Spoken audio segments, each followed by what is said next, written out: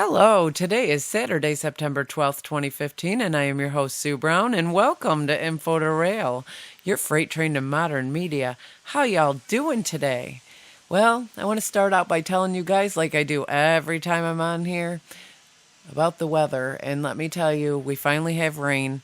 It's been well over a week now since we've had any rain to speak of, and it's been raining nonstop all day here. Just wanted to share that with you. It's only noon, so it's not like it's been all day, but it doesn't look like there's a chance it's going to stop. Well, I want to welcome you all to our show, and we have a great show in store for you today. We are very fortunate to have paranormal investigator Richard Estep with us today. I'm very excited about that. Normally now I take a glimpse into the missing persons files, but today I'd like to do something a little bit different with you guys. First of all, I want to say to my family, we just lost my cousin to an accidental overdose, and I want to say to my family that we're all in this together and we're going to get through this. Christina in heaven, we love you, and you're going to be greatly missed. I just wanted to take a few minutes to speak to her and my family. Now I'd like to, instead of doing a missing persons thing today, I would like to recognize a beautiful young lady who is struggling with cancer right in my hometown of Canandaigua here. Her name is Courtney Wagner, and she just graduated high school this past year with my daughter, and I would like to take time to recognize her. She is so brave, and she's so beautiful, and you never see her without a smile on her face, and she's amazing. And I wanted to take a little bit of time to share her story with you, or a little bit about her. There's an article that I wanted to read to you guys. It says, "We know a lot of you are fans of Courtney Wagner, the Canandaigua teen who won hearts during her battle with stage 4 cancer. You may remember she was honored at senior night by her high school basketball team and later appeared on The Ellen Show. Friday, we have an update on her condition that is somewhat disappointing. Through a post by her mom on Caring Bridge, we have learned Courtney's tumors are growing. We're told she is taking some time off from classes at Hobart and William Smith colleges to figure out what's next for her care. We here at News 10 NBC are always hoping for the best for Courtney. If you'd like to send along your prayers or well wishes, you can post to a Facebook page created for her. You can also post on Facebook and Twitter using the hashtag Prayers for Courtney." This is a Karen Bridge post from her family that I'd like to share with you that's in this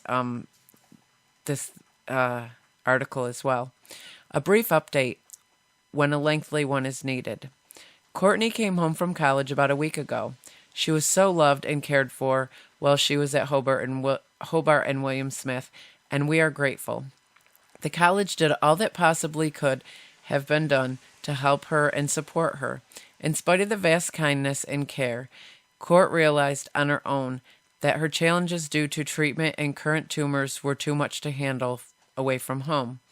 We are grateful she had had the chance to go, and she came to her own conclusion, and that she was officially a college student. Courtney will always be a heron. I want to take a couple minutes to tell Courtney I'm proud of you, Courtney. You know what? You are a beautiful young lady, and the smile on your face is priceless. It says, yesterday the seven Klagners went out to dinner to celebrate Courtney's 4th cancer-versary. 4 years. It boggles my mind. We had a nice dinner, but I know the shadow of a looming scan was evident to all of us. Court has had several severe neck pain, among other increasing concerns. For that reason, Dr. K moved up the date of her MRI, which had been scheduled for September 29th. She had the scan today. It was a long day, the first time we have sedated Courtney for a scan, and Dr. K came to talk to us as Court was waking up from anesthesia.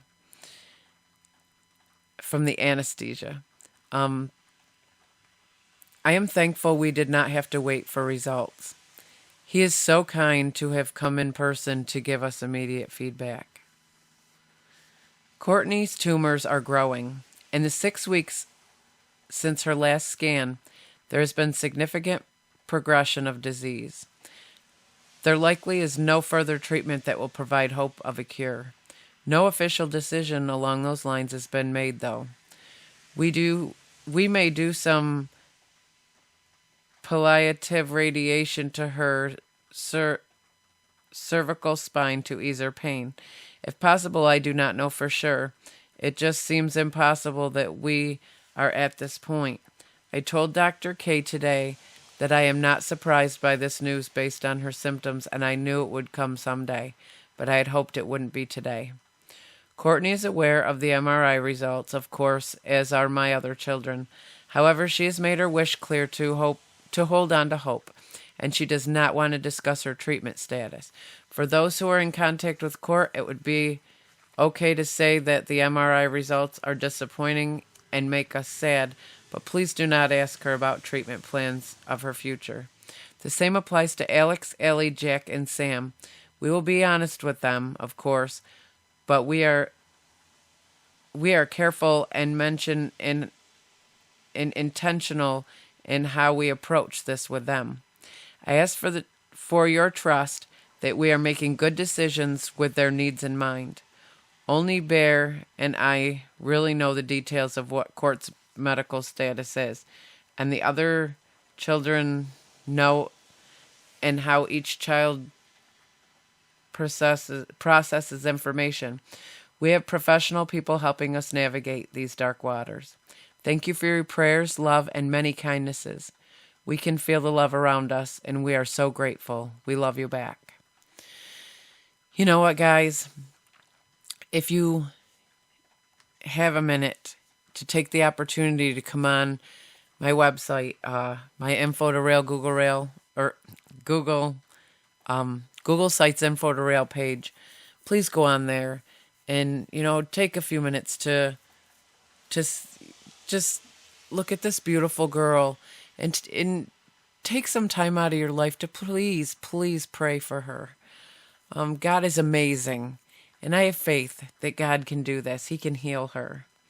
I pray for her because she is such a beautiful soul, and if you could just see the beautiful smile on her face and, the struggle that she so often deals with and faces all the time, and the pain and suffering.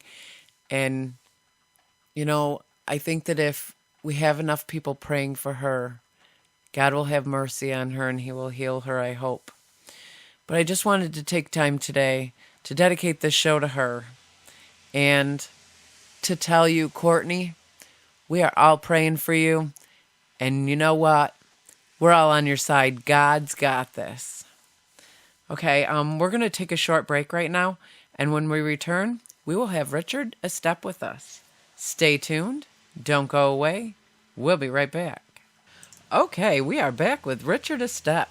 Richard has been a paranormal investigator for 20 years, investigating claims of ghosts and hauntings on both sides of the Atlantic. He is a director of the Boulder County Paranormal Research Society in Colorado and the author of several books on the subject of the paranormal. Richard makes his living as a chief paramedic, medical instructor, and also serves as a volunteer firefighter. He loves to connect with his readers and fellow paranormal enthusiasts at his online home, www.richardestep.net. Hello, Richard, and welcome to Info2rail, and thank you so much for being on the show. It is my pleasure to be here. Thank you for inviting me. Can we start out by telling our listeners what it is you do and how you got into it? I've been a paranormal investigator for the past 20 years, or very close to that anyway, 19 years and some change. And I got into it because I've always been fascinated with subjects, because I think a lot of people are. I've always been interested in ghost stories ever since I was a young boy. And having grown up in a haunted house that my grandparents owned, I was just always into that kind of stuff. And that was fueled by getting books from the library with ghost stories in them, real-life ghost stories, and just continuing to devour those and reading everything I could on the subject until I finally hooked up with an investigative team in the mid-'90s and haven't really looked back. That is awesome. I've been into it too. I love the chase of it. I love to be able to, have that contact from the other side, and for me that's just a high. It's excitement for me. Can you tell us a little bit about what you've experienced as a paranormal investigator? Whole lot of boredom to begin with. There's a lot of boredom in our field waiting for, I think we spend 90% of our time waiting for the other 10% of stuff to happen. So, and I don't mean it in a negative way, because there's a lot of getting to look around some very cool and historic buildings and places and talk to some interesting people. But the phenomena itself is why we're all part of this field, isn't it? And perhaps some of the most interesting stuff, I've been followed around an empty building by footsteps. In fact, that just happened to my wife 2 months ago as well at Waverly Hills when we were out there. Where I do seem to be lacking is actually seeing any apparitions. That has not happened to me yet, and I'm constantly waiting for that to happen. But we've seen objects move, had a lot of voice phenomena, recorded some excellent EVPs. That is awesome. What are some of the places that you've been to? Well, just recently we got back from a trip to Kentucky where we hit Waverly Hills and the sanatorium, that is, and Bobby Mackey's Music World. And the current case I'm working on for an upcoming book is an old abandoned hospital in Utah, which is now a haunted house. And by haunted house, I mean a Halloween haunted house. That's how it makes its living. So it's an old abandoned community hospital, which is now full of zombies and demons and stuff like that, which the owners have put in there. And we're investigating the paranormal activity that's taking place behind those walls. Very cool. I see a lot of these paranormal investigators go to these places, and some get a lot more activity than others. And for me, that's, like I said, that's the excitement of it. You have a few books that you've written, In Search of the Paranormal. Can you tell us a little bit about what that's about? Yeah, In Search of the Paranormal is the first book I wrote, but the third book to be published just because of the way publishing works.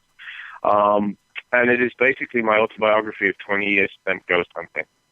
So I wanted to tell a few of the more interesting stories from some of the nights I've spent in haunted houses, which there is some very genuine and interesting paranormal activity that I've documented in that book, including the time that the figure of what we think was a monk was seen by an investigator following me around the corner of the church in an old abandoned graveyard. And there are also a few debunks in there, too, cases in which the ghost turned out to be something entirely more ordinary. Huh. I think a lot of times we're, as human beings and we're alive, I think a lot of times we're afraid of what exists after people pass. For me personally, I'm not afraid of any of it. I had an experience that I don't really know how to explain.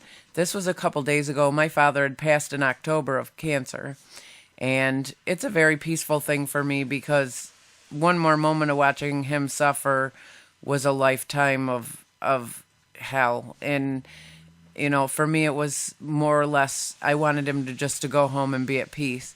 I was sitting and as we do often, I asked my dad for a sign that he was okay and everything was good where he was, and just to let me know that he's still around me and my family and that he's watching over us.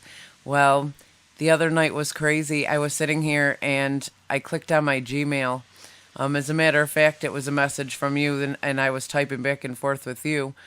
And in that, when I clicked on there, across my screen, and it was very strange. It was really small letters, but it was illuminated in a light where I couldn't help but to read every single, every letter in detail. Well, my father's real name was William C. Brown. They called him Charlie Brown, and he's never used his real name on the internet, and a lot of people don't really know his real name. So I was sitting here, and before I was messaging with you, I had said, "I know you're here, Dad. Just show me a sign."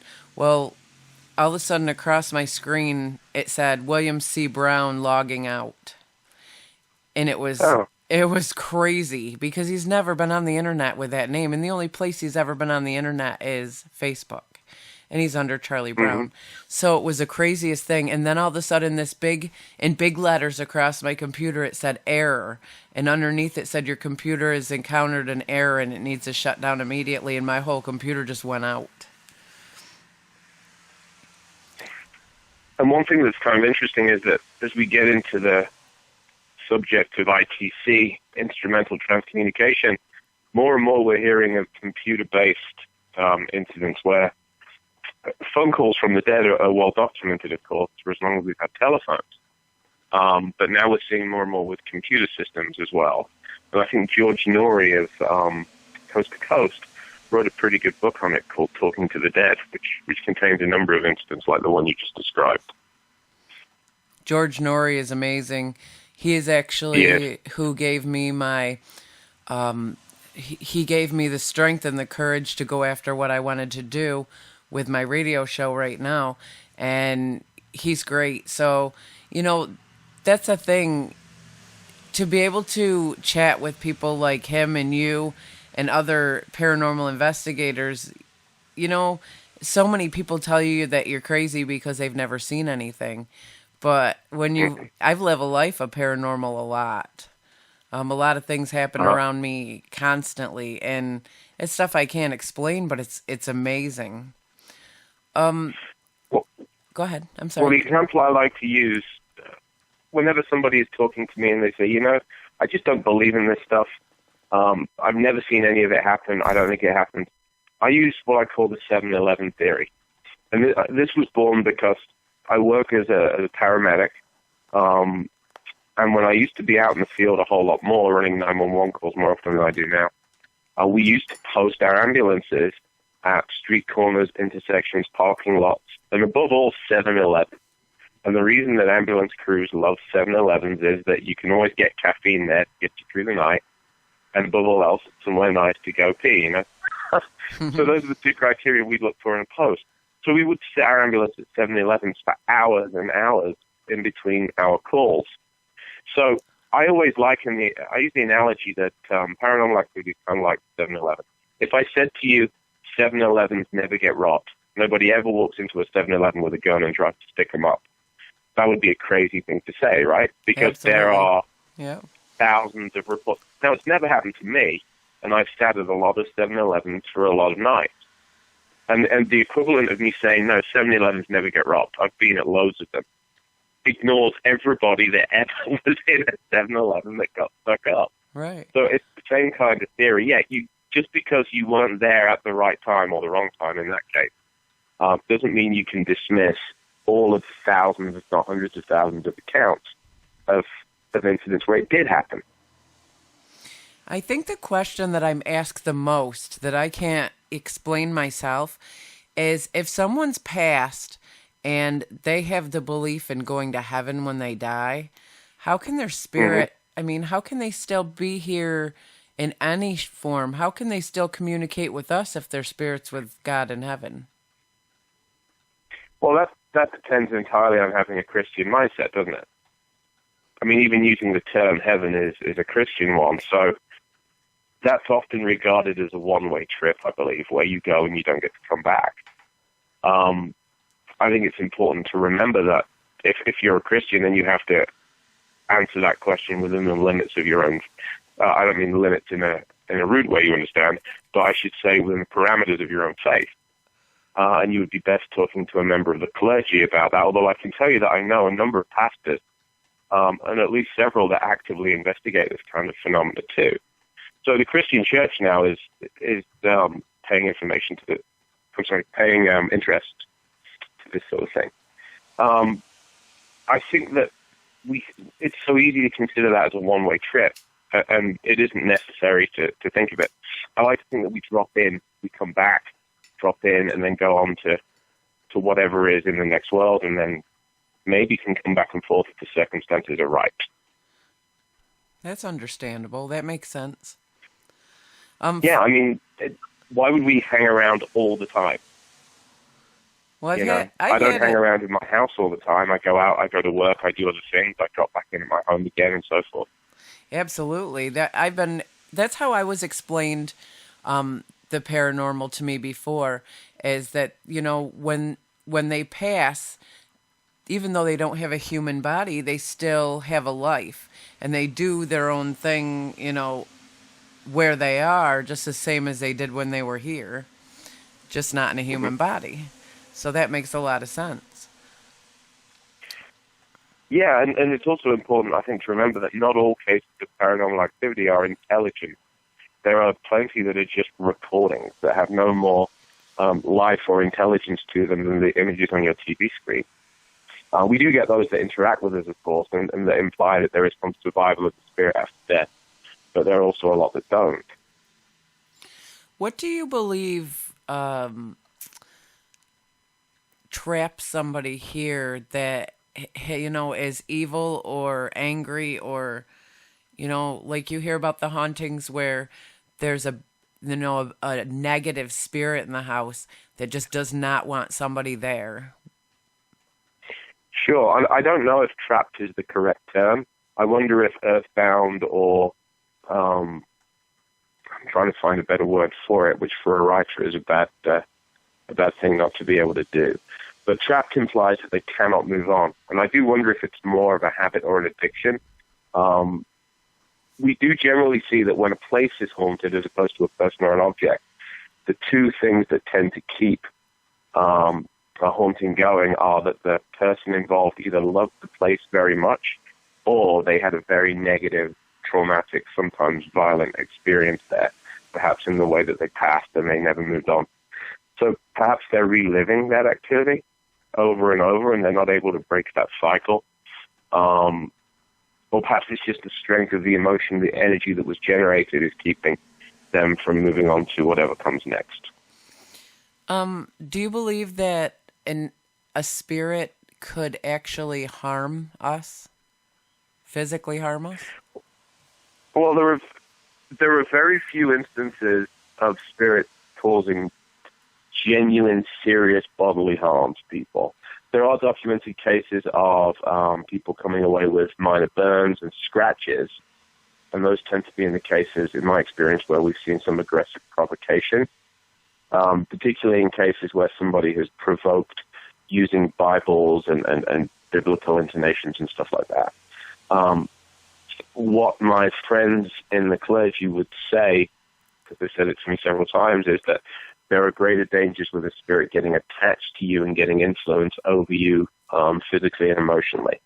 So leeching energy, draining energy from you, running you down, exacerbating periods of heavy drinking and depression. That's a very real danger based upon what I've heard, although I've never encountered it myself. Do you believe that a spirit that has passed can actually, get into your body as, a possession? I'll tell you that I've never seen that myself. The literature of paranormal research documents many cases in which credible investigators have recorded such a phenomenon. And I was interviewing a gentleman just this weekend who was telling me a pretty frightening tale of he was camping out in the woods in Georgia with his family and a couple of friends, and one of his friends, as soon as they entered the woods, appeared to be possessed by something, which required the family to have to tie this guy up and get him out of the woods. He started speaking in tongues. became violent and aggressive, and apparently was the nicest guy in the world beforehand. And it was after they'd spent time telling ghost stories around the campfire. Wow. That would be something crazy to see. It would, and apparently it turned almost violent, and he had to be restrained. I mean, I've heard of possession a lot.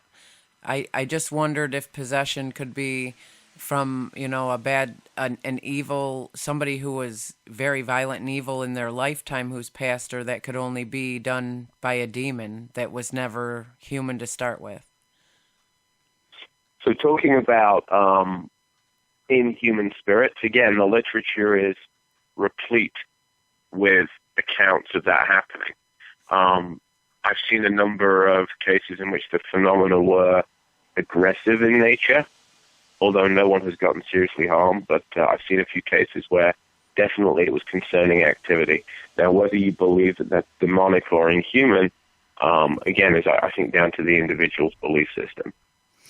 Can you tell us the creepiest thing that you've ever experienced in one of your paranormal investigations? Well, one of the creepiest things that comes to mind is the case of a school. A team that I was working with at the time were invited to a high school, and kudos to the science teacher. The students who had an interest in the paranormal invited the team in to investigate claims of paranormal activity in their high school gymnasium. And the story that we were unable to verify was that a former caretaker in that school had hanged himself in the gymnasium after having been accused of molesting a child. So this was at least common folklore in the area, but I was never able to verify it 100%. Couldn't find anything in the news records. But sitting in the dark in the attic above the gymnasium's equipment closet, footsteps and fairly heavy footsteps too were circling around in the dark, and it would happen whenever we had a couple of the students in there with us. Wouldn't happen when there were just adult investigators. Wow. For me, that's fascinating. Just to know that we're not alone, and even in the afterlife that people can walk amongst us is fascinating. What do you believe happens to us, the ones of us who commit suicide versus the ones of us that die naturally? Well, personal belief, I try very hard to look at what the evidence says and what the literature in the field says. And it seems that once the person has physically died, if they're not prepared to move on, there is a tendency for some of them to remain earthbound in a state of confusion. So lots of accounts from mediums relate that to us, that there is this state of earthbound confusion. But if you talk to other mediums, or at least read what they've written, there are also plenty of accounts of suicide victims moving on into the next life and being cared for by people who specialize, spirits that specialize in that kind of healing.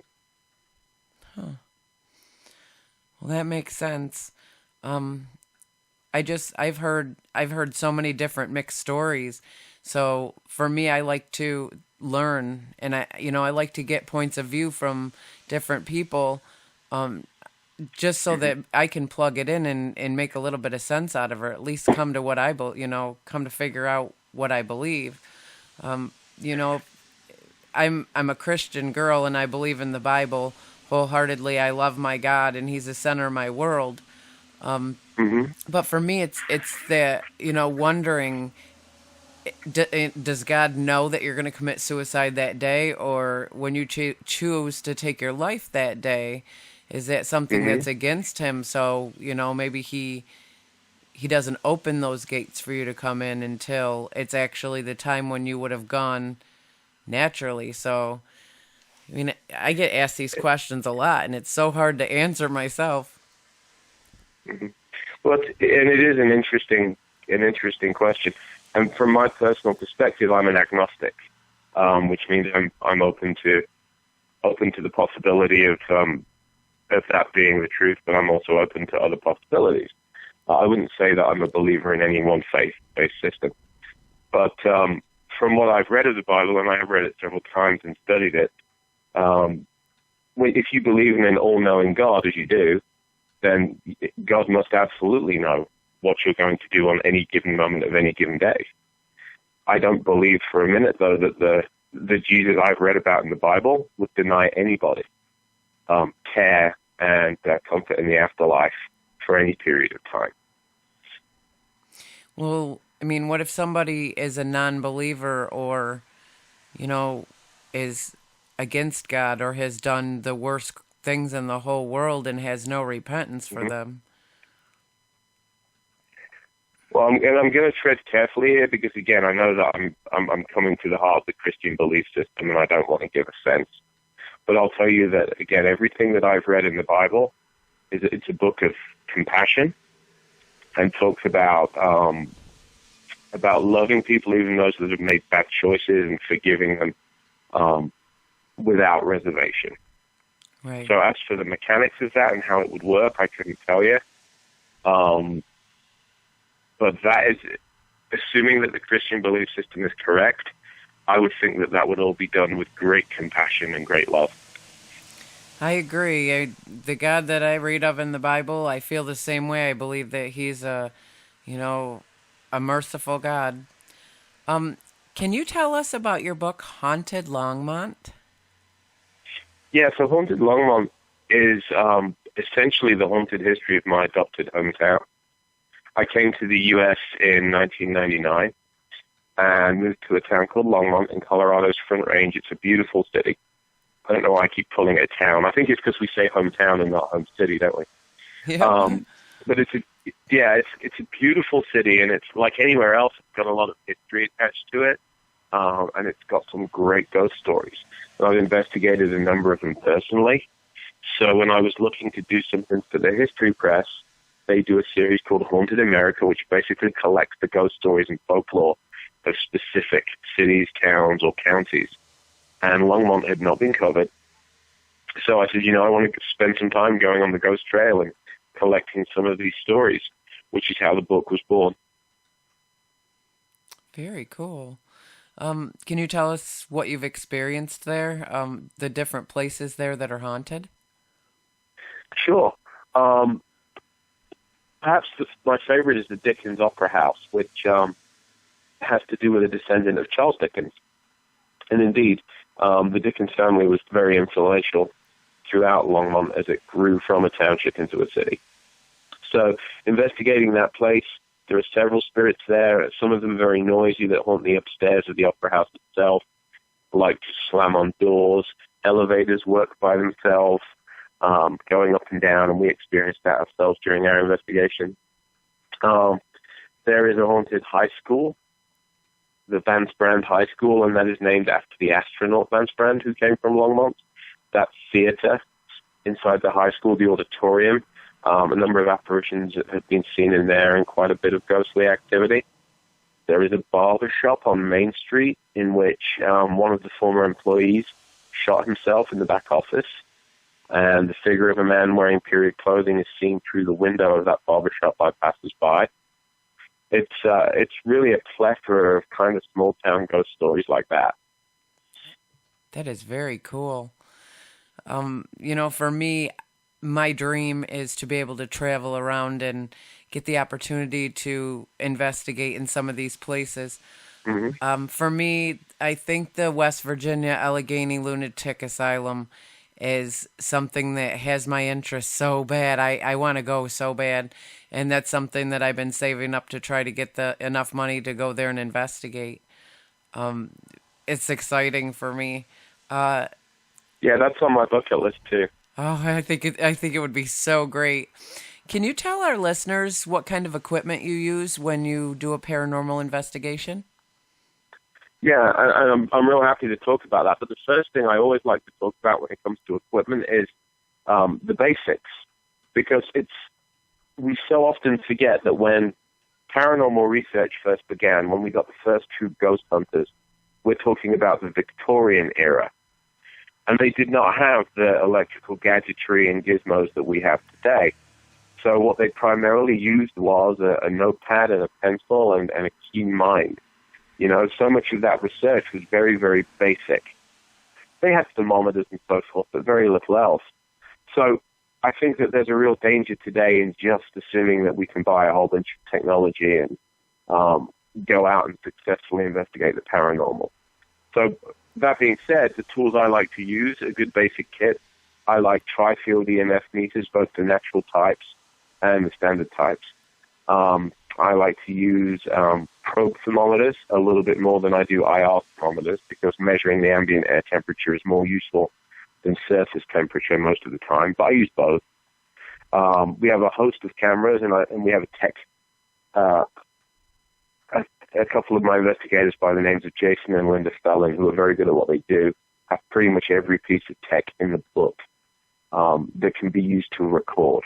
So a lot of wireless cameras. We have a lot of, digital voice recorders used for EVP technology. We're starting to look at burst EVPs now and see if there's any validity to that technique. And I'm also a fan of measuring the weather as much as possible. So air ionization, those kind of things.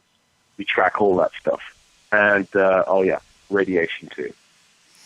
What about the new spirit boxes? I've heard mixed things about the spirit boxes, and I've seen them on different shows that I've watched. Mm-hmm. I myself have ordered one, so I'm hoping that it's going to be, it's going to be fun to use, and I'm going to actually get good results. But I was wondering if you've had the opportunity to work with one of those. Yeah, I've used the spirit box several times. Excuse me, and I remain on the fence. There are several variants, right? We're talking about spirit boxes that Frank's box that kind of hop frequencies on the radio. Is that the type you're referring to? Yeah, the ones where, there's a lot of static and you can actually hear the voice come back through. So the issue I have with that is that in the same way that the human eye tends to see patterns in things that aren't there. So, for example, we tend to see shadows and assume that they're human-shaped or the shape of a face because that's the way our brain is wired. It's a threat survival mechanism. I think that the ear does the same thing. And how many times have you listened to EVPs and you're not sure if you heard something, and then somebody says, "Oh, I just heard the voice. The voice said, 'I'm down here.'" And then you listen to the EVP again and you can't hear anything other than "I'm down here" from that point on, Right. Your brain responds in that way. It's kind of preconditioned to want to make sense out of random noise. I think that's the danger with the spirit box is that if we just get snatches of meaningful noises, our brain wants to piece them together and call it a spirit voice. So I'm kind of very wary of the spirit box. I thought it was fascinating because I've seen it. I like Ghost Adventures, and I've seen them use it a lot. And on there, they've gotten some very clear EVP through there, very clear voices. And so for me, I had to, of course, I had to go out there and order one too. And that's the hard part is I don't really know which one to order or whatever. So I just kind of picked one of them and ordered it. So I'm just hoping that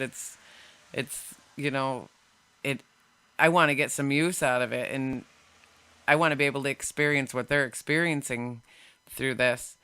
And I would not discount it as a tool. That's not what I'm saying.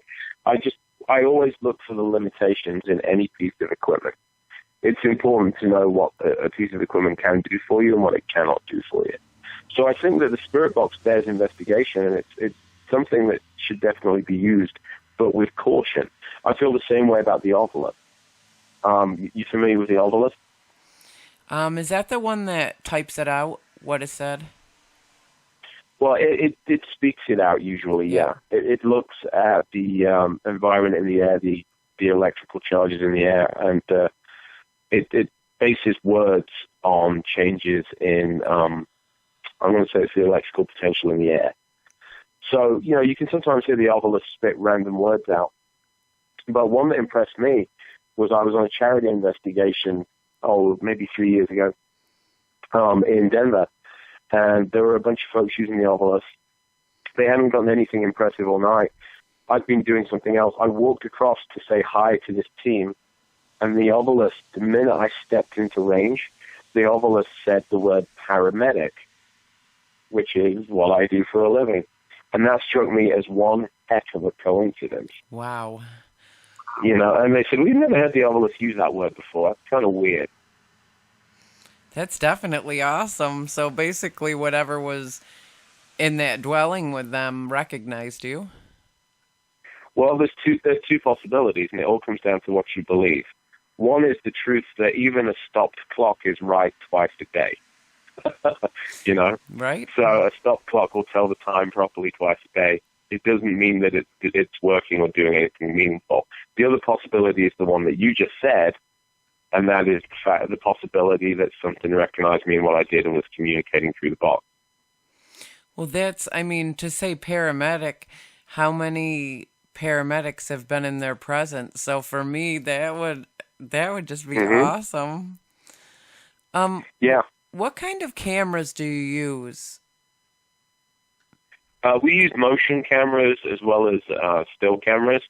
I'm a big fan of using a nice, decent, high-end digital camera. The issue with the more compact digital cameras is the whole orb thing. You tend to get a lot of orbs, and I know there are people that absolutely maintain that all orbs are manifestations of the paranormal. What you tend to find, though, is that the closer the flash is on your digital camera to the lens, the more orbs you get. I don't know if you've ever noticed that. And the reason is that the light from the flash, if the flash is very closely located to the lens, bounces back from particles of dust almost directly back into the lens itself, and so it tends to give you a lot of false orb readings.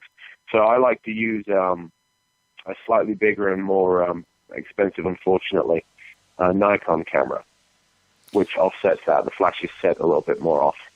And we also use a lot of, I use helmet cameras, like GoPros. Yep. I use a camera that's mounted to my head, so wherever I look, the camera is recording. And the reason for that is simple. I've spoken to thousands, well, that's an exaggeration. I've certainly spoken to over 100 investigators or read about them. And you see this on Ghost Hunters too, where they witnessed something and they didn't have the chance to get their camera up in time. Right, so because we they miss were it. startled or, yeah, we miss it. That's my big complaint with any of the ghost shows, which I love as much as anybody, is that the camera always seems to be looking in the wrong spot. So if you mount it to your investigator and it looks where they look, it should record anything that they see. That is actually a very good idea, and I agree. I get frustrated because I watch a lot of those ghost shows, and they say, "Did you see that?" And I'm sitting there going, "No, I didn't get to see it," because they didn't get the camera over there in time. So. Yeah, in an ideal world, they would have cameras that covered every inch of every room, but nobody has the budget for that. Right. I mean, that equipment is expensive. I look it up, and I have some equipment, but it is very hard to afford even a quarter of the equipment out there that I'd like to have. That's true, but what's also interesting is if you look at Ghost Adventures or if you look at Ghost Hunters, you look at the first season of those shows, when they did not have all of the gadgets, they had one or two, but basically, certainly with Ghost Adventures, we were talking handheld cameras. That was pretty much it, and they still got some very impressive results. That's true. I hear that a lot of times you can hear the EVP through an old analog TV. Just on a... Oh, really? I hadn't heard that. Yeah, just on the snow channel. When it's just the snow. I hear that a lot of times you can actually hear the spirits coming through that, just like on Poltergeist. I always wondered, could somebody really come through that way? But because their energy, I heard that that's the best way to be able to hear them. Oh, that I had not heard. That's interesting. I thought that was... I'll have to look into that. I thought that movie was the craziest thing I'd ever seen, here I am watching Poltergeist, and afterwards, all three of those kids that were in the movie Poltergeist, they're all dead now. They all died right after one after each movie, and to me No, that I think was. Oliver Robbins is still alive, unless I missed my guess. Is that's the little boy, right? Yeah, the girls died. Dominique Dunn was strangled by her boyfriend. Yeah. And Heather O'Rourke died of, I want to say it was something gastrointestinal. Yeah, but I think Oliver Robbins is still alive. her appendix burst. I read about it. It was just crazy. And I guess a couple other people that had been in the movie had died as well. Because I was reading they had a big write-up in it in TV Guide when I was younger. And it was something that just caught my attention. So, I had to kind of, now that we have internet, try to figure it all out. But that's crazy. Well, it is, but you also have to be careful and think about the fact that as big as a movie production is, and I was reading the news this morning, and there were 2 deaths on the new Tom Cruise movie with a plane crash. So Oliver Robbins is still alive, by the way, so it was the 2 girls that died, but not him. And I'm reading an interview on Googling as we're talking here on my iPad, and he says that the 2 deaths were just tragic coincidences, and I tend to agree with that. The Exorcist is another movie where there were a number of deaths associated with the film, but when you actually dig into them, they were just the kind of, it happens kind of deaths that happen when you have hundreds of people involved with any enterprise. I mean, if you have an office building with 500 people in it, over the course of a year, you're going to have a death usually related to that environment, even if it's just somebody's family member that's not actually there. So there were a couple of tragedies associated with Poltergeist, but I don't believe there's any kind of curse to the movie or anything like that. For me, it's just I guess I get enthusiastic about these things. I get kind of excited when you got something to plug in or there's something that big like that. Because, nobody ever really knows what's real and paranormal and what isn't, probably until we pass. And then we'll find out whether, if we can come and go freely, and we find out the truth of it. Have you ever seen the show Dead Files? I have seen the show Dead Files, yeah. I do enjoy that show, actually. I love that show. For me, I'm so curious how she connects with these people like that, how she's able to feel what they're feeling, and, wow, that show to me is awesome. I'd watch that show all day. I love it when I can get on the internet and when I have free time and actually get to watch the episodes. To me, that's incredible. Well, I think what I enjoy most is that there's something for both sides of the fence there. You have Amy for the folks that are more psychically based in their belief system, and then you have Steve DeSharvey for the skeptics. So I'm more on Steve's side of the fence, and that's not to denigrate Amy. She's a Facebook friend of mine. But what I mean is that I like the fact that you have someone with that law enforcement background. He's digging into the hard facts, and he's able to verify a number of the things that she picks up on intuitively. That's what I mean. Wow. Yeah. So the only real possibility I can see with the Dead Files, there are 2 again. Number one is that the show is a big fraud, and that there are a lot of people in it that are keeping their mouths shut, and I don't buy that for a second. Or that it's genuine. Because you tend to find with these kind of shows that nobody keeps a secret forever, especially on a TV production. If they were making this stuff up, somebody would have talked by now. Yeah, I figure so as well. I can honestly say from a young age that I've experienced enough that I don't discount what anybody says. I am a firm believer that if they said that they witnessed it or they experienced it, I firmly believe they did. Well, I take a slightly more skeptical approach, and one of the reasons is you have to look at people's motivations. If somebody is trying to get a movie made of their paranormal experiences, that is frankly a reason to exaggerate. So a police officer will always look at who benefits. Whenever there is something, whenever a crime takes place or something extraordinary, they'll say who benefits from this, and that's who they'll ask questions of and about. So when you have somebody that's telling you that their home is haunted and stuff is flying around and they're experiencing these kind of things, I'm much more impressed when people approach me and they say, can you help me with this? I really don't want any publicity. I don't want word to get out. I just want this stuff to stop. Those are the clients that really have my attention, as opposed to the other ones that say things like, hey, can you by any chance get Jason and Grant to come to my house? Right. You know? Yeah. So there's a real difference. I think you need to take some with a grain of salt, but when I was a teenager, I'd never experienced death before, close to my family like that. One morning I got up and I just don't know why I felt it, but I looked at my mom and said, my grandpa's going to die today, and it was her dad, and she kind of got mad at me and said, don't talk like that, and I don't know why I felt it, but I did.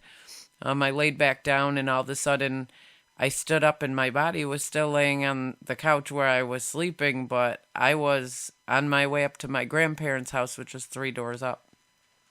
And I found myself in their living room, and I watched his morning activities, which were not anything like they have been for so many years.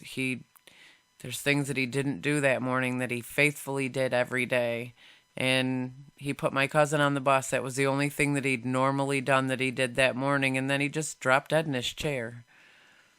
So for me, that I witnessed that, and I never understood why I had to see that, or, I understand the fact that I astral projected up there, and I've astral projected since. It's something that I think is amazing, and I'm trying to figure out how to do it on purpose, but that was not on purpose. And when I lost my dad in October, it was then that I realized why I had that experience, because I handled my father's passing so much more peacefully, and it was okay because of that experience when I was younger. Had my dad been my first experience that close to my family, I think I would have lost my mind. And that's a very difficult set of circumstances to be in and to deal with, isn't it? I thought it was going to be the worst thing in the world, but what was worse was watching him suffer. So for me, it was that moment when he finally let go and went home that I had more peace than I've had since he got sick. So it wasn't, it was that knowing that he's going to be with me, no matter if he's in physical form or not. And it was the knowing and my faith in God that he was going to be in a good place and the suffering would be over. So I never really had any kind of, it never destroyed me or hurt me the way it usually does when someone loses a parent, because for me, I love him so much that just to have him have the peace that he deserves is so much, I miss him. Of course I miss him, but he lets me know he's here. I can feel his presence all the time. And that must be immensely comforting for you. It's very much so. On my wall, I have a moon, and it lights up in quarters. And the first time I ever experienced knowing that he was here was I was sitting here watching TV, and I was on the phone with a friend. And, I said, my dad must be watching racing or something. I was talking about my dad and that moon that only comes on in quarters at a time. And the remote was on the other side of the room, and I was in here by myself, and that moon turned on. The full thing lit up by itself, and I said, okay. Normally somebody'd get scared and run, and I said, okay, Dad, thank you. I said, at least I know you're still here. And I dream of my dad often, where he is just the way he was before he got sick. So, and there's always something in it to assure me that where he is peaceful and everything's fine with him. He says, take care of your mother. Don't worry about me. I'm fine. Well, that's nice to know. It must be very comforting to know that. It is, and I think that my faith in God has a lot to do with that. I think that if I didn't have the faith I did, I would have fell apart and lost it. I mean, the only time I've witnessed somebody really passing in front of me was when I astro projected, and that day I sat here and watched my dad die. So for me, I thought that that was going to be the most devastating thing I'd never be able to get over in my life, and it just isn't. You know, I love the paranormal. I think it's fascinating that we go on afterwards, and you know that's why I'm so into it. I want to experience as much as I can. You know, I do not agree with the people who go in and invoke these negative spirits. For me, that's horrible. They're miserable enough as it is, or they wouldn't be, doing negative things where they dwell. But when they go in and just provoke them, and I watched one episode of I don't know. I think it was. I'm not sure which one it was, but on there they were. The one guy said, "Hurt me, do something to me so I know you're here. Come on." And I'm thinking, are you crazy? Are you crazy? You cannot provoke. Well, my big issue with I don't provoke at all, whether it's supposed to be a negative or a positive spirit, and I'll tell you why. I think it's just plain disrespectful. So yeah, you're right. You definitely don't want to poke the bear when it's something that has a history of aggressive phenomena, but also it's just plain disrespectful. If it was somebody's loved one, if it were any kind of earthbound spirit at all, we're talking about a person in those cases. Right. Why would you go out and be deliberately rude to one just because it's dead? We're not talking about something that's there to perform tricks, circus tricks for our amusement. Right. So the provocation, the insulting the spirits and trying to get them to do stuff, I do request politely and respectfully that they try and make their presence known. But it's always a request, and it's always very courteous. And that's the same whether I'm investigating a jail or whether I'm investigating a hospital. I think that in life, generally, being respectful is a good policy. And why should that change if you're dealing with people that have passed on? I feel the same way. I think that we owe, the deceased just as much respect in their passing as we do in their life, So I agree Absolutely. Totally. It was in one of the Ghost Adventures that I was watching that I saw that, and then one of them ended up on the floor downstairs and got really disoriented, and I'm thinking, you're the one that just asked them to do whatever they, do something to you. You're asking for it, But for me, I don't do that when I investigate. I'm very respectful, as, we're both at. For me, I think one of the things that I believe in, and this is something that it's taken me a while to come to the belief of, I also wonder if we share space in a different dimension with beings as well. I believe that we share, like in the space I'm in right now, I believe in another dimension there's also somebody living in the same space I am, that neither one of us are really aware of the other. And sometimes I wonder if we cross that dimensional space a little bit, and that's why we see spirit people and stuff like that. Well, when we do start looking at theories in multiple dimensions, it's entirely reasonable that there are layer upon layer of dimensions sitting on top of the same, what we think of as physical space. So yeah, I think there absolutely that's a possibility. And what's kind of intriguing is that when we attempt to communicate with so-called spirits, we might not be communicating with dead people at all. We might be communicating in some cases with inhabitants of different planes of reality or different states of being. That's what I've come to believe as well. I don't believe I fully believe that aliens exist, as in the ufology and stuff. I've had a lot of guests on my show, and with the things that I have talked over with them and the stories that I've heard, their stories, it amazes me, and I have no doubt that people have actually come in contact with these, beings. But at the same time, I also wonder if these beings are not interdimensional. If they, you know, I don't know how to explain that. Sometimes I think that they're right within our dimension.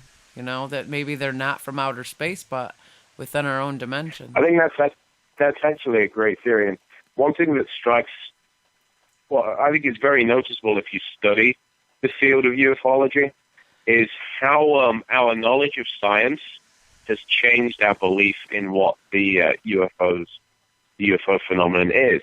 So here's a good example.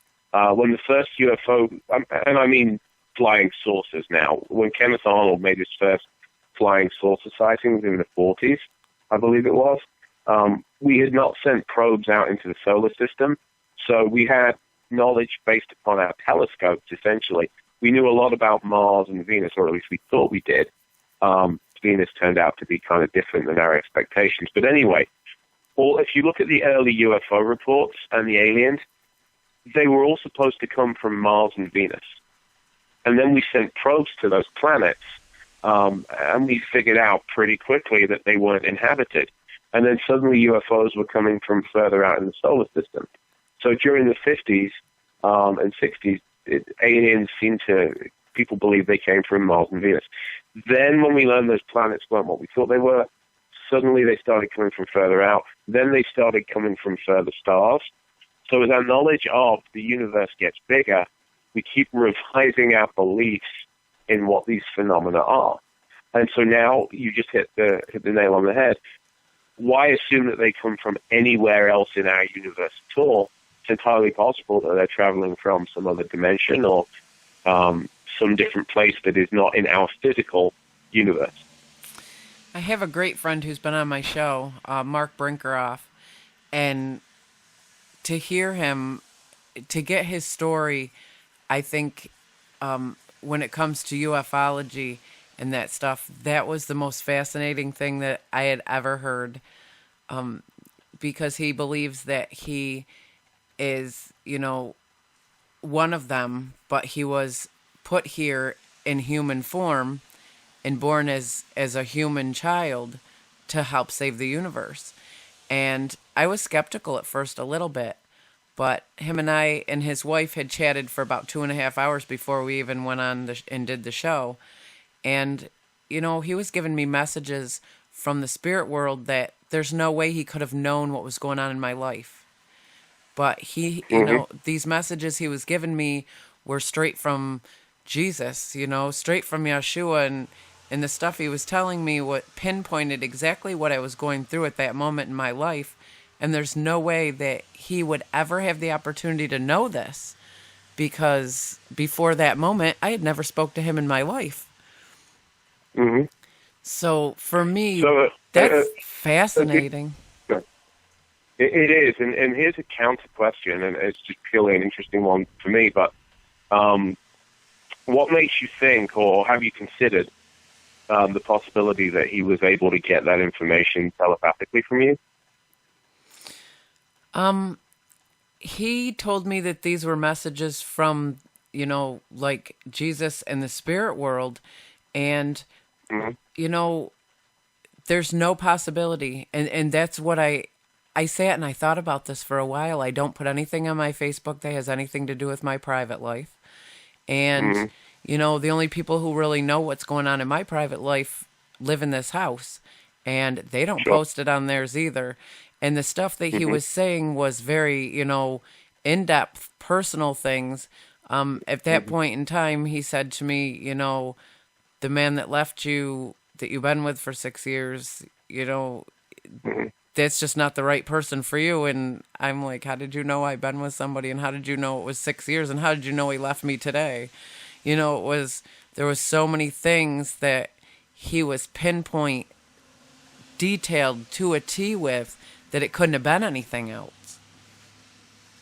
Right, but what I'm saying is, could he not have gotten that information if he had the ability to essentially read your mind?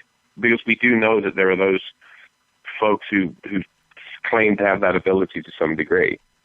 Is it possible that it was some kind of psychic transfer, mind to mind? I thought so at first, but some of the things that he comes out with are for they have to do with our planet and in what ways that we could change things to save our planet as well.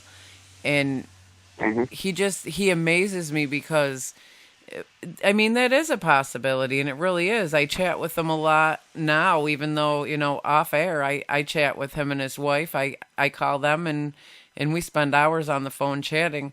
But the stuff that he knows, it's not only about me, it's about what's going on Yeah. in this universe and what's coming. And the stuff that he says is coming, I'm starting to see that actually is happening. And Hmm. I mean, that's hard to draw that line when it comes to somebody who has the psychic ability to see what's coming and somebody who has the claim he does. But for some reason, I believe him. It's crazy. I mean, if it was anybody else, I don't know if I'd really believe that, but he just has that way about him that you tend to, just the stuff he says is crazy. I've only had one other person read me that clearly before, and that was a psychic I just had on my show. And she read me right on air, and I just about fell out of my chair because she was pinpointing things that were happening at that same day as well that nobody could possibly know about. And I was like, wow, okay. And, that's the only two people in my lifetime who've ever been that pinpoint accurate. So, and she had died. That is fascinating indeed. Well, she actually died like 4 times and came back. And that's how she had gotten her powers to be able to read people, is because she had died and she actually brought back that power with her. And Hmm. I've read tarot since I was a young. I was probably 14 the first time I ever started reading tarot cards. And, when you're a reader like that, it's not what's in the cards. It's more or less, you kind of just know it, or you just feel it, or you just see it. But boy, this is the stuff that fascinates me. There's so much in this world that we probably haven't even loosened the lid on yet. So for me, Absolutely, sir. I love it. For me, it's the chase of it. I want to open. Well, and I want to open the next part of the lid. I want to find out more. I think what's important to remember about paranormal research is that it's not being done in labs anymore, at least not to any great extent. So all of the reported haunted houses and paranormal phenomena, all of that kind of stuff is being investigated by amateur investigators like you and I. Right. So when finally we do figure this all out, and it may take decades, it may take hundreds of years, because I suspect that we don't yet have the tools in terms of physics. We don't understand the way the universe works. We don't have a good frame of reference yet that we can truly understand this phenomena. I think it's like we're a bunch of cavemen trying to figure out what the moon is, but we will get there in the long term, and that's going to be built. That achievement is going to be built on the backs of investigators that are working hard in the field, publishing their results, writing books, sharing information, and almost all of us are amateurs. It's very true. Regardless of, the fact that we're amateurs, we all seem to be able to pick up something. So that's what gives me, if I'd never experienced anything in my life, I don't know if I would really ever be able to believe somebody else who has.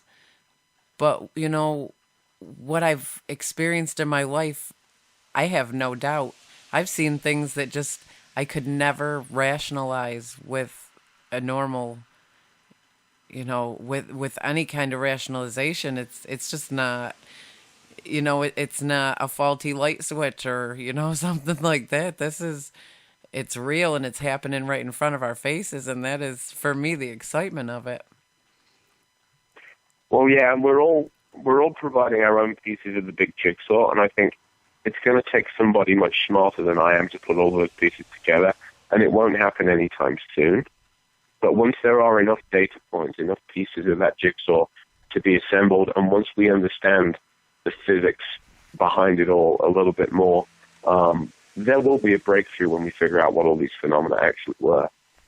I agree. That'll be an exciting time. Yeah, I'm quite sure it probably won't be in my lifetime, but But the bright side of that is that means you'll already know, right? that's right. And you know what? If I can get that information to somebody after I pass, then I would be glad to share it with them. Well, that's something else that fascinates me is the fact that we also assume that, again, assuming that you believe in the spirit world, we also tend to assume that the spirits know everything, don't we? We tend to assume that they have access to so much more information than we do. But I do wonder. We haven't received any. You can look at all of the mediumship literature, and there is nothing consistent about the meaning of life, the universe, and everything in there. It makes me suspect personally that, and I do believe in an afterlife based upon my 20 years of reading about this stuff and investigating it, but it makes me suspect that when we move on to the next stage of our existence, it really is like graduating to the next class in school, and you aren't just given all the answers when you go to that next class, right? You're working harder at a higher level. That makes sense. So, yeah, so I kind of think we're trying to figure out algebra now, and then we'll move on to calculus when we, That makes sense. it gets harder and harder. Yeah, so I think they're almost as much in the dark as we are, but they're working on the same problems. They're trying to figure out the same questions that we do. You wrote a book, The Beast of Mysore. Is that what it's called? The Beast of Mysore is my first novel, yeah. Can you tell us about that one? Sure. It's a vampire novel. It looks at the Napoleonic era, so the late 1700s, early 1800s, and it follows the adventures. It's the first in a series, and it follows the adventures of the Duke of Wellington, who would go on to beat Napoleon at Waterloo in 1815. And so it looks at what would have happened if he and a lot of his fellow officers were vampires. If you had an army that was run by vampires, and you're putting them against, in this book at least, a number of other supernatural monsters. So really, it's a kind of muskets and bayonets and that kind of thing. It's that sort of book with a big dose of the supernatural on top. Huh. That's interesting. I usually purchase and read the books of my guests because I'm so fascinated with their stuff. So I'm gonna definitely, all these books are fascinating. So the world's most haunted hospitals, that's one that's coming out soon. That's out in January. January, I want to say the 24th is what it's currently penciled in for, certainly that week. That's a book I've written for New Page Books. And the reason I wanted to write that, this particular publisher writes a lot of books in a series called The World's Most Haunted, fill in the blank. So I've seen The World's Most Haunted House, The World's Most Haunted Places, those kind of things. And I've been talking to them about book ideas I wanted to write, and I thought, I'm a medical professional for a living. So many hospitals have ghost stories, don't they? Oh, yeah. And they don't like them to get out. And it's kind of understandable that if you're running a hospital, you don't want your patients worried about spooky and creepy things. It's supposed to be a place of calmness and healing. But if you talk to nurses, if you talk to doctors, a great many of them have had their encounters with paranormal at work. Being around so many dead and dying people, it's inevitably going to happen. So I wanted to look at some of the institutions around the world that had seen that sort of activity. And that's where The World's Most Haunted Hospitals was conceived. That's very interesting.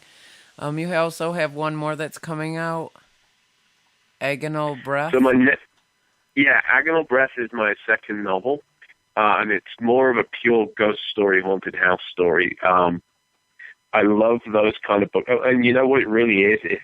If we were investigating an old haunted sanatorium, which is where the book's set, and if we were actually able to see that place come to life with the spirits of the dead, and if you really couldn't get out, that is the premise behind the book.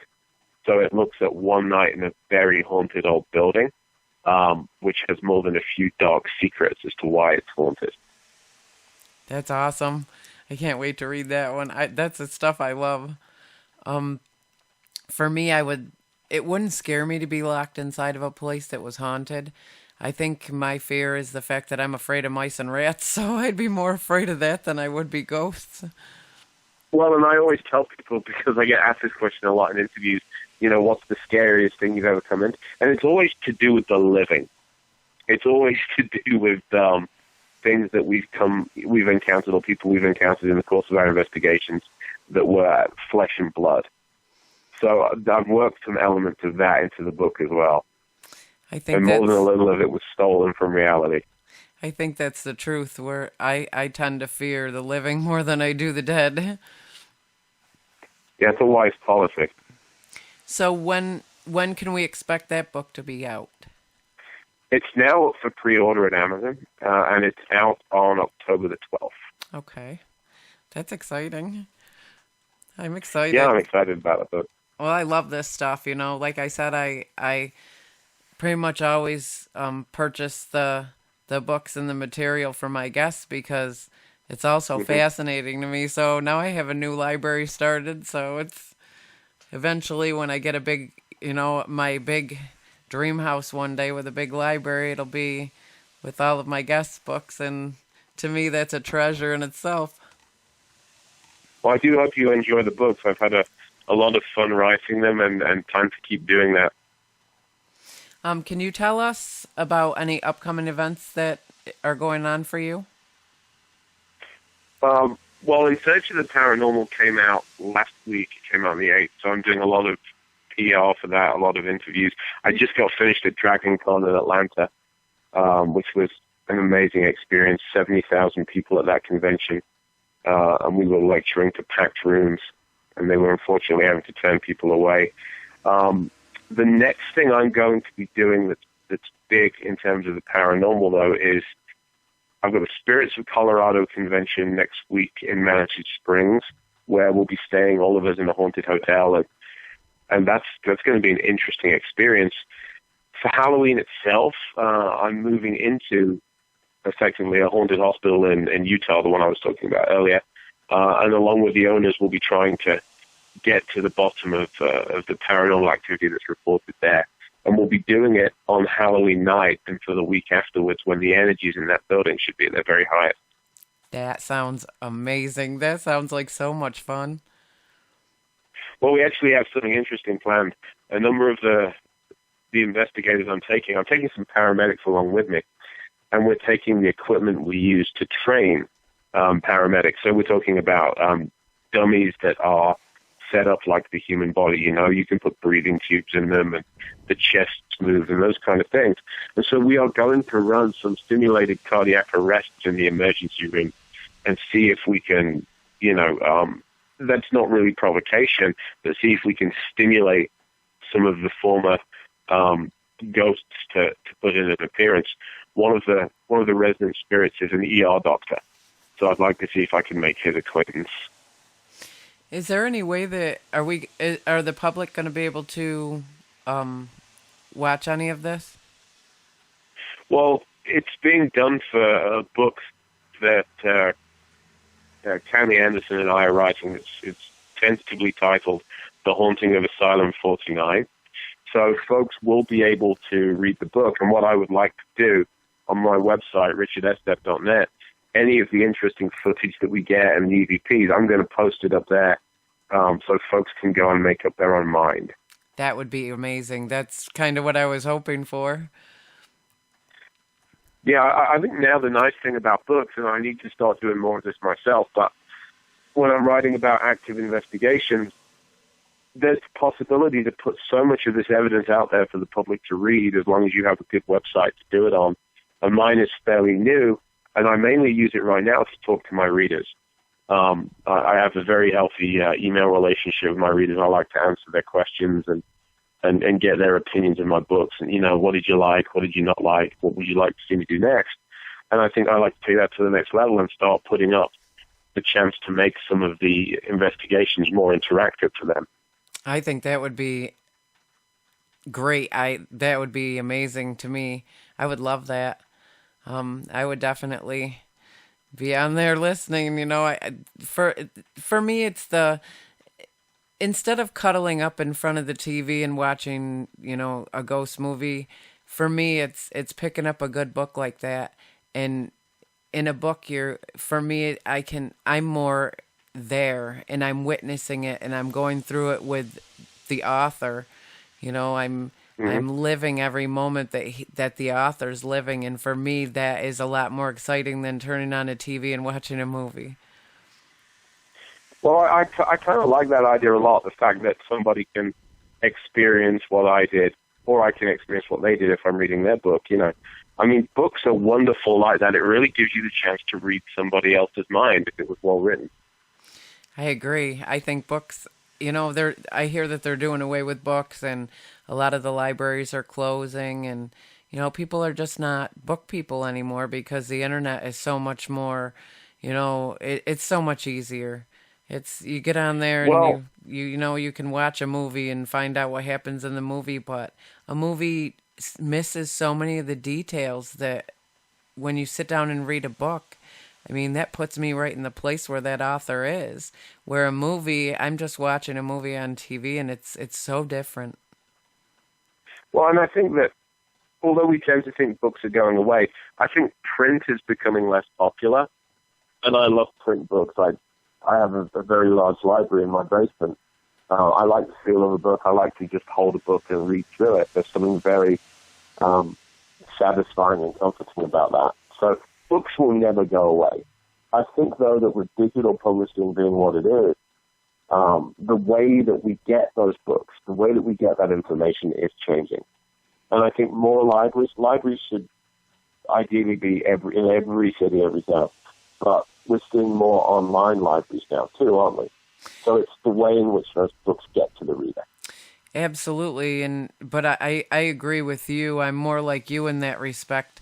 I'd rather have the book in my hand, and for me, I'm walking in that same journey, and when you're experiencing that moment when you don't know what's around that corner, when I have a book in my hand, I'm experiencing that same exact on edge moment, just waiting to get around that corner too. And for me, I can't get that out of a movie. I just, they're suspenseful and stuff like that, but when you're Hmm. reading, it's that excitement of turning that next page and what's going to happen next for me.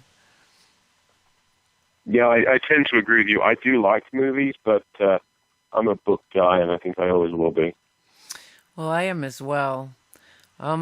I want to thank you so much for taking your time. I mean, I know that we all have busy lives and everybody's, kind of going every direction at once, but I want to thank you so much for taking time out of your life to come on and actually share your experiences with us and talk with us. Oh, you're welcome. It's been a pleasure talking with you this morning. Yeah, it's been a pleasure for me too, and you know what? It'd be great to have you back on. Sure, give me a call or send me an email. I'd be happy to come back. Great. Thank you very much, and you have a great day. Thank you, ma'am. You too. All right. Bye. Goodbye. Wow, guys, that was fun. And amazing.